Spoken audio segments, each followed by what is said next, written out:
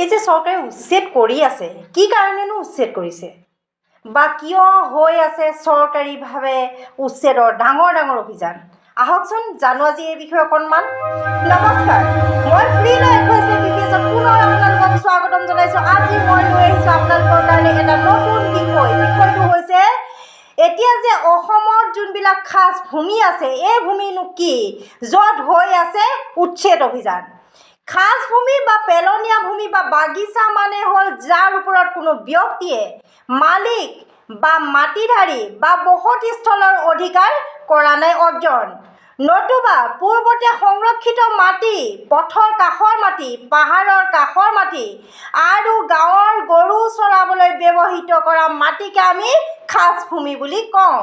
যদি কোনোবাই তেনেকুৱা মাটি অধিগ্ৰহণ কৰিছে বা ব্যৱহৃত কৰিছে বা অন্য ধৰণে জনসাধাৰণৰ